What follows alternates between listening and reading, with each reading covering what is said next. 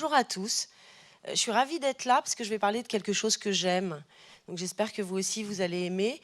Et comme on ne se connaît pas beaucoup, je me suis dit que j'allais vous présenter mes parents au démarrage et je trouvais que c'était intéressant parce que comme ça vous allez mieux connaître et vous allez mieux savoir qui je suis. Donc je vous présente ma mère, Faye Dunaway dans Bonnie and Clyde, et puis mon père, bien sûr, Colombo. Pourquoi je vous dis ça ? Parce que, en réalité, j'aime les histoires et je suis née dans les histoires. Je suis journaliste de formation. J'ai été auteur de séries télé pendant quelques années, enfin quelques mois, on va dire. Et puis, j'ai aussi travaillé en entreprise. J'ai été manager. Aujourd'hui, je suis chef d'entreprise. J'ai un cabinet qui s'appelle SmartSide, effectivement, et qui travaille dans l'entreprise avec les histoires. Donc, aujourd'hui, je suis là pour vous parler et de l'entreprise et des histoires, avec un principe avec lequel on travaille depuis maintenant 6 ans, qui est que le management est une histoire. Alors attention, quand je dis le management est une histoire, ça ne veut pas dire qu'il est comme une histoire. J'aurais pu faire une analogie et puis dérouler l'analogie de l'histoire avec le management, mais ce n'est pas ça, c'est plus fort que ça. Le management est fait des mêmes éléments qu'une histoire. Et donc, on va revenir à la base. Qu'est-ce qu'une histoire ? Donc, si vous avez déjà essayé d'écrire quelque chose, vous savez que dans une histoire, il y a toujours 4 éléments clés. Donc, les écrivains, les romanciers, les scénaristes, tout le monde le sait, il y a 4 éléments clés. Le premier élément, c'est le héros. Le deuxième élément, nom un peu barbare, mais les scénaristes l'utilisent, c'est l'ordonnateur. Troisième élément, le méchant. Quatrième élément, la récompense.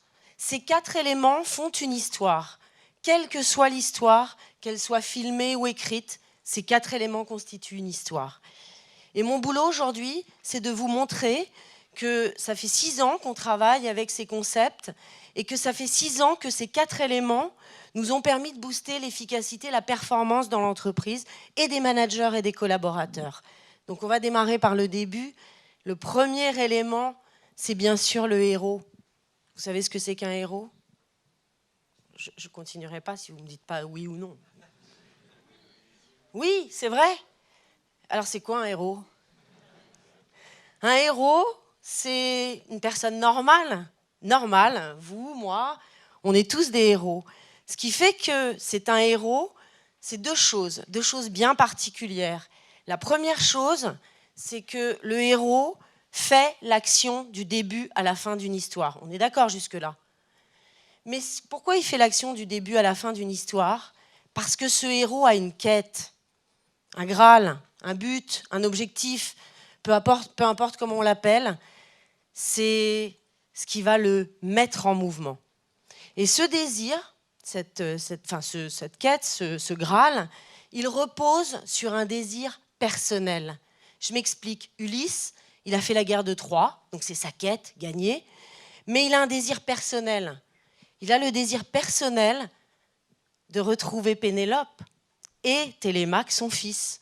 Donc il a une quête collective, gagner la guerre, et puis il a un désir personnel, sa femme.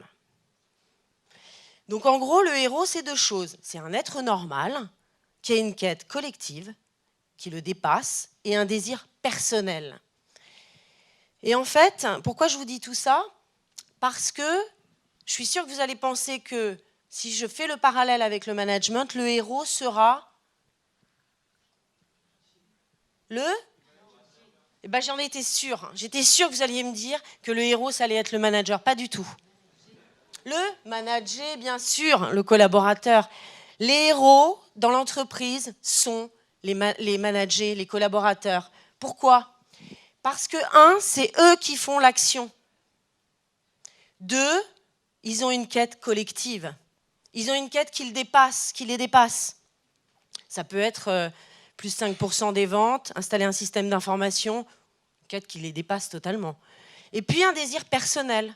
Le désir personnel, c'est un tas de choses qui peut être reconnu, évoluer, apprendre, etc., etc. Évidemment, désir personnel. Et nous, on a travaillé beaucoup avec les histoires, et on s'est rendu compte, et vous n'allez pas me dire le contraire, que les héros ne sont pas tous les mêmes. Ils ont peut-être tous la même quête, mais ils n'ont pas tous le même désir. Donc quand on a travaillé il y a 6 ans avec des sémiologues, des philosophes, des gens qui travaillent sur les mythes et les contes, on a répertorié un certain nombre de désirs personnels des héros de contes. Et on a recensé 12 grandes typologies de héros. Ces 12 grandes typologies de héros correspondent aux 12 grandes typologies de collaborateurs dans l'entreprise. Et oui, on est tous des héros dans l'entreprise si on est managé, et on a tous un désir personnel. Cet outil, c'est un vrai outil, c'est un outil avec lequel on travaille tous les jours. C'est un outil qui repose sur un test avec 72 questions qui vous permettent de savoir si vous êtes un héros, un collaborateur, créateur, commandant, explorateur, magicien, etc. Donc en gros, ces 12 typologies-là, elles nous disent qui on est et quel est notre désir profond. Je vous donne un exemple. Le héros, le collaborateur, créateur, c'est quelqu'un qui a envie de durer. C'est quelqu'un qui a un désir d'éternité. Le créateur, c'est ça. C'est pas comme le fou du roi qui cherche à dénoncer. Le créateur, c'est quelqu'un qui va chercher à mettre en place dans l'entreprise des choses qui vont durer. Donc le désir d'éternité du créateur est à prendre en compte si on a envie de le manager d'une certaine manière. On ne managera pas un collaborateur créateur comme on va manager un collaborateur explorateur. On ne lui dira pas les mêmes choses. Et cet outil nous permet d'être extrêmement performant, surtout sur les générations Y. Pourquoi ? Parce qu'on se rend compte que dans l'entreprise aujourd'hui arrivent des gens qui ont un désir personnel plus fort que la quête collective. On est d'accord là-dessus. D'ailleurs, même nous, on commence à avoir des désirs personnels plus forts que nos quêtes collectives. Donc tout l'enjeu, c'est de faire matcher les deux, de faire matcher la quête collective, l'objectif de l'entreprise, avec le désir personnel du collaborateur, pour en faire un héros en mouvement. Donc ça, c'est le premier élément d'une histoire et premier élément de la brique du management comme une histoire. Donc le héros est bien le collaborateur. Deuxième brique, l'ordonnateur. Déjà, je vous donne des indices avec cette photo. Donc l'ordonnateur, c'est un mot barbare, j'en conviens, il est moche. Je ne vais pas vous dire le contraire. Il est moche, il vient de la gestion. Et ce mot veut dire fixer un budget. Les gestionnaires, les ordonnateurs, ce sont des gens qui fixent les budgets. Et dans une histoire, il y a toujours un ordonnateur, toujours. Dans une histoire, c'est celui qui va fixer la quête. C'est celui qui va dire, voilà quel est mon objectif, voilà quel est votre objectif, mes héros. Et donc, cet ordonnateur, ça peut être, dans une histoire, le roi. Vous savez, le roi dans les contes de fées qui dit « Cher héros, peux-tu aller tuer le dragon parce que ma fille est enfermée dans le donjon et il faut la libérer ?» Bon, après, l'histoire, c'est « Si jamais tu la libères, tu l'épouseras. » Mais en tout cas, l'ordonnateur dit « Peux-tu libérer ma fille qui est enfermée dans le dragon ?» Si je suis un peu plus moderne, je vais vous parler de Padmé dans Star Wars. C'est elle, l'ordonnatrice dans Star Wars. C'est elle qui va faire en sorte que la République soit sauvée. C'est elle qui a cette quête collective. Ça va être aussi, peut-être que ça vous parle plus, encore plus récemment, enfin non, même pas plus récemment, c'est Morpheus dans Matrix, c'est M dans James Bond.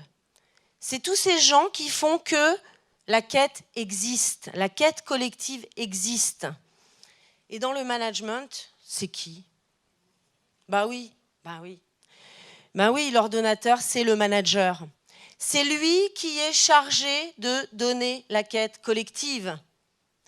Et c'est son rôle à lui de faire coïncider la quête collective avec les désirs personnels. Donc, et d'ailleurs, si je reviens à mon parallèle des histoires dans Matrix, je ne sais pas si vous vous souvenez, mais Morpheus a eu énormément de mal à recruter Neo, à lui dire « tu es le héros et ton désir personnel d'être heureux peut coïncider avec la quête collective de tuer la matrice. » Donc, le manager, c'est pareil. Sa grosse problématique, c'est de faire coïncider la quête, le plus 5% des ventes, avec le désir personnel d'un héros qui sera peut-être créateur, qui sera aussi, puisqu'il y a plusieurs collaborateurs, explorateurs, etc., etc.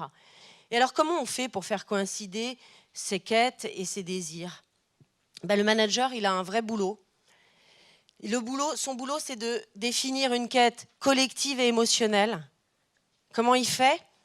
Il va devoir l'exprimer émotionnellement. Steve Jobs, par exemple, quand il exprimait une quête, il disait pas « je veux qu'on fasse plus 30% des ventes ». Il disait « je veux que toutes les personnes sur cette terre aient envie d'Apple ». En gros, il disait « désirabilité ». Il disait « mon désir à moi, c'est que tout le monde ait le désir d'Apple, même ceux qui ne peuvent pas se le payer ». Donc, il exprimait de manière émotionnelle. Deuxième règle pour être un bon ordonnateur, pour fixer une belle quête et faire matcher les désirs personnels, c'est de parler à chaque collaborateur avec les mots qu'il peut comprendre. Si je dis tu dois faire 5% des ventes, plus 5%, ou si je dis tu dois installer un nouveau système d'information en 2 mois à un héros créateur, il s'en fout. Pourquoi il s'en fout ? Parce qu'il ne comprend pas ces mots-là. Parce que lui, son désir personnel, c'est de durer. Donc, il va falloir lui dire, le système d'information que tu vas installer va permettre de changer la vie de l'entreprise durablement, de manière pérenne. Si on ouvre à un héros, collaborateur, explorateur, il faudra lui dire, si tu installes ce système d'information, tu vas ouvrir de nouvelles voies à toute l'entreprise. Puisque la quête du héros, enfin le désir, du héros explorateur, du collaborateur explorateur, c'est d'ouvrir de nouvelles voies, de défricher de nouvelles voies. Donc à chaque fois qu'un manager ordonnateur devra fixer une quête, il le fera collectivement et individuellement par rapport aux typologies de collaborateurs qu'il aura en face de lui. Donc on a vu 1, le héros, les collaborateurs, 2, l'ordonnateur, le manager. Il nous reste à passer à mon personnage préféré. Oui. Pourquoi c'est mon personnage préféré ? Parce que je sais, par expérience, qu'une belle histoire, une bonne histoire, c'est une histoire dans laquelle il y a un bon méchant. S'il n'y a pas de méchant, il n'y a pas de héros. Donc il y a toujours une face négative ou positive. Mais s'il n'y a pas de méchant, il n'y a pas de héros. Pourquoi ? Parce que ce méchant, il va exacerber l'envie de se battre du héros, le désir du héros. Et en fait, la fonction d'un méchant dans une histoire, c'est de s'opposer à la quête collective. C'est d'être le dragon, c'est de bloquer l'accès à la princesse. C'est d'être Dark Vador, de bloquer l'accès au bien. Donc, en bloquant l'accès à la quête, le méchant déclenche quelque chose d'extraordinaire que tout le monde ressent quand il va voir un film, c'est l'envie de se mobiliser pour le dézinguer. Donc c'est toute cette énergie, ce désir de se battre qui va transcender les désirs personnels de chacun. Et donc, chez nous, alors je ne suis pas matheuse, mais quand même un peu, j'ai mis en équation ce que je viens de vous dire. En gros, ce qui se passe quand on a un méchant dans une histoire, on fait méchant plus quête égale désir de se battre. C'est pour ça que définir un bon méchant dans une histoire est très importante. Ça va générer de la mobilisation. Qu'est-ce que ça veut dire pour nous en termes de management ? Ça veut dire 2 choses. Ça veut dire que le boulot de l'ordonnateur, ce n'est pas seulement de fixer une quête collective, ce n'est pas seulement de savoir parler aux désirs personnels de chacun, mais c'est aussi de trouver la juste bataille, la bonne bataille. Et on sait qu'une bonne bataille, je vais vous donner un exemple après, très concret, très réel, vous allez le reconnaître. La bonne bataille, c'est 2 règles. Le bon méchant, c'est 2 règles. La première règle, c'est qu'il faut savoir si un méchant est intérieur ou extérieur.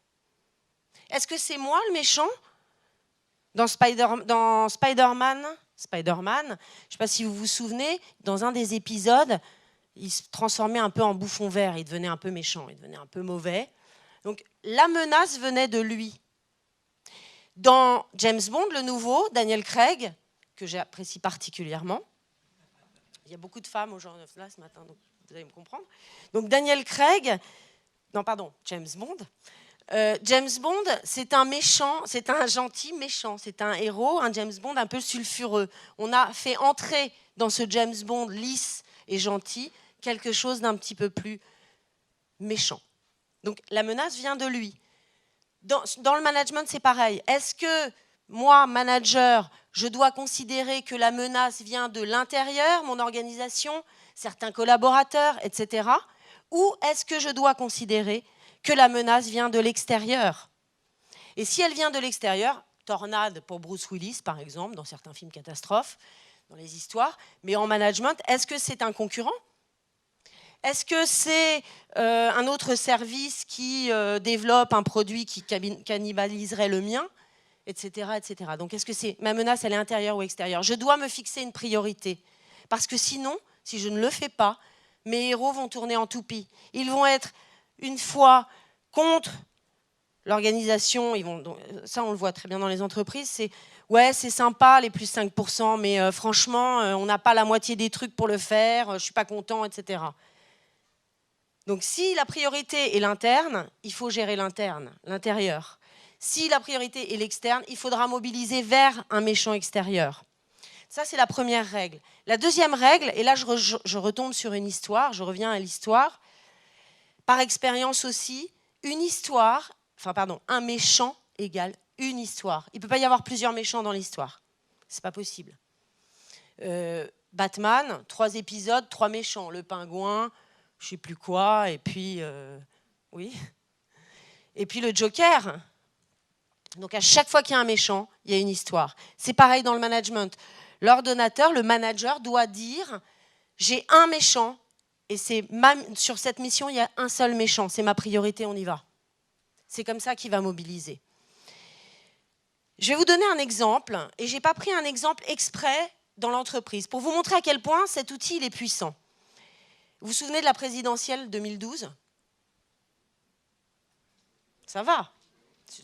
Ça va. Donc vous vous souvenez de la présidentielle 2012 ? 2 héros candidats. Je passe les autres, puisqu'il en restait 2. Monsieur Hollande, Monsieur Sarkozy. OK ? Pardon ? On va voir. Donc en gros, 2 campagnes, une de 2 mois, une de 6 mois. Nicolas Sarkozy, 3 méchants. 3 méchants en 2 mois. Premier méchant, lui-même. Il a annoncé quand il était candidat, il a dit « Je suis candidat, j'étais pas un bon président tout le temps, mais j'ai changé. J'ai appris de mes erreurs, je deviens un super candidat. J'ai vaincu ma part d'ombre. » D'accord ? Deuxième méchant, quelques semaines plus tard, crise de la Grèce. Je ne sais pas si vous vous souvenez aussi, il a couru partout, il est allé à Bruxelles, etc., très compliqué. Il a dit « Je suis le bon candidat parce que je vais vaincre la dette. » Quelques semaines plus tard. Et quand il a dit « Je vais vaincre la dette », gros problème, là encore, de verbalisation. La moitié des gens ne savaient pas ce que ça voulait dire, c'était très loin d'eux. Pas de désir personnel pour ce méchant, pas de mobilisation, pas de quête intéressante pour les gens de la vie de tous les jours. Donc, méchant moyen, donc il est passé de moi-même à méchant, et méchant extérieur. Troisième méchant, fin de campagne, l'affaire Mera.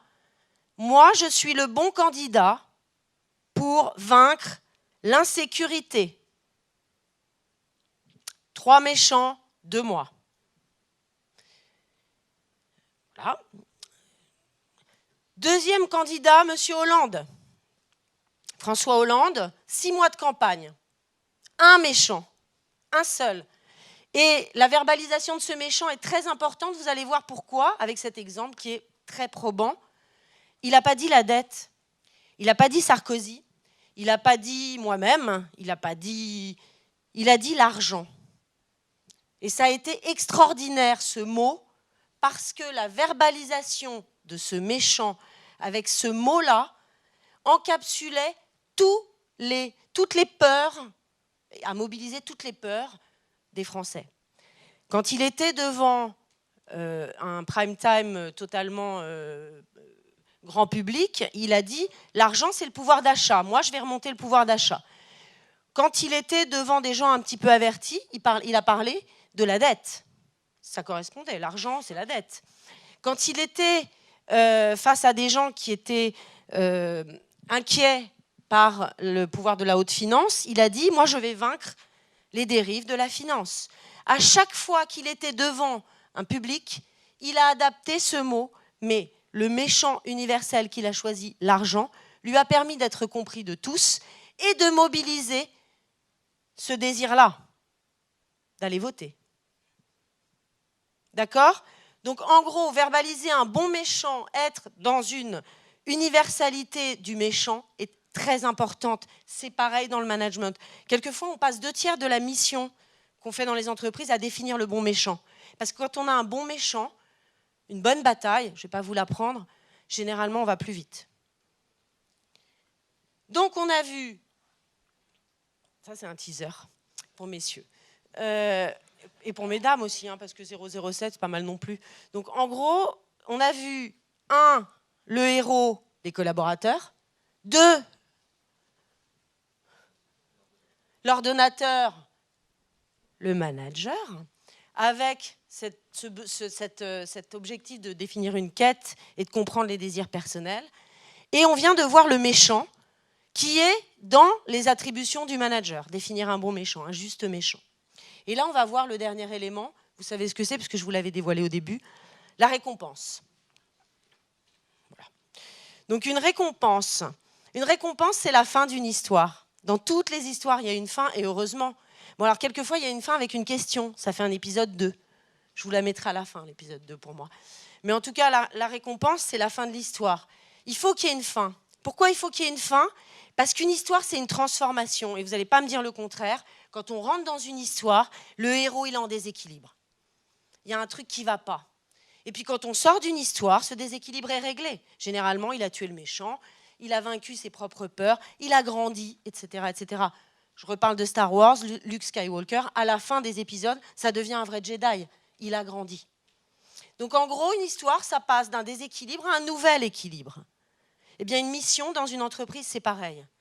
Donc je ne vois pas pourquoi, dans une entreprise, à la fin d'une mission, le manager ne s'occuperait pas de la récompense. Alors je ne parle pas des bonus, il y en a, mais je parle de 2 choses. Une récompense, c'est toujours collectif. Astérix, il y a toujours un banquet à la fin. C'est normal, on célèbre ce qu'on a fait. Donc ça peut être à la fin de l'année, ça peut être à la fin d'une mission, mais en tout cas, il y a une célébration collective. Et puis, il y a une récompense individuelle. Cette récompense individuelle, nous, quand on travaille dans les entreprises, on travaille sur les entretiens d'évaluation. Et on met dans l'entretien d'évaluation le désir personnel du collaborateur. C'est-à-dire que s'il est explorateur, on sait que son désir personnel, c'est de défricher de nouvelles voies. Ça va apparaître dans l'entretien d'évaluation. Et à la fin de la mission, à la fin de l'année, on va regarder comment il a évolué par rapport à ce désir. Quel est son nouveau statut, son nouvel équilibre à lui. Et il va être récompensé, entre guillemets, soit avec des choses très tangibles, matérielles, soit avec des choses un peu plus intellectuelles, entre guillemets, enfin en tout cas moins tangibles, pour l'emmener plus loin dans son désir personnel. Donc cette récompense, elle repose bien sur 2 grands piliers, toujours. Par rapport à la quête collective, qu'est-ce qui s'est passé? Si ça a réussi, on célèbre.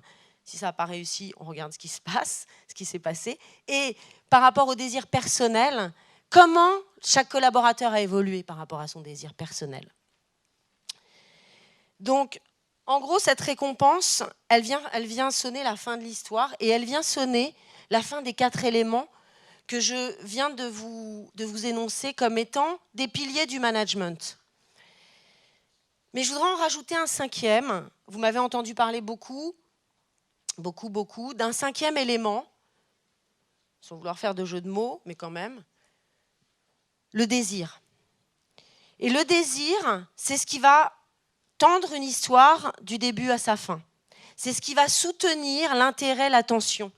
Les désirs, l'histoire, c'est une histoire. Les histoires ne sont que des mises en orchestration d'un désir. Désir du héros, désir de l'ordonnateur, désir du spectateur. Ce n'est que ça.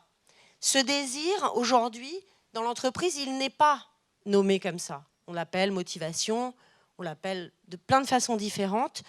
Nous, on l'appelle désir, parce qu'on pense que on est unique, il n'y a plus de frontières entre le personnel et le professionnel, et que son désir personnel, il doit aussi s'exprimer dans l'entreprise. Donc ce désir, il sous-tend les histoires et il sous-tend le management. Il va plus loin que la motivation puisqu'il va toucher des ressorts personnels. Donc ce 5e élément, il est majeur pour vous dire que tout le management, comme les histoires, repose sur le désir. Donc il va falloir demain travailler sur ce désir en comprenant exactement qui sont les collaborateurs que j'ai en face de moi, quels sont leurs désirs personnels, en définissant une quête collective qui va transcender et mobiliser ces désirs, grâce à un juste méchant,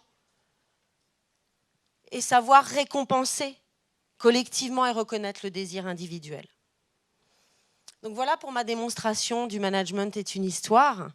Parce que moi, j'ai envie que vous partiez avec une chose, c'est que pour nous, pour moi, les managers, leur boulot, c'est de faire vivre des aventures à leurs collaborateurs. C'est-à-dire qu'ils doivent vraiment penser que ce sont des héros et qu'à chaque moment où le manager va donner une mission à ce héros, il va rentrer dans une histoire. Donc, comme dans une histoire, il va falloir penser à tous les éléments dont je vous ai parlé. Ben voilà, je crois que j'ai terminé. Je vous souhaite de très belles histoires.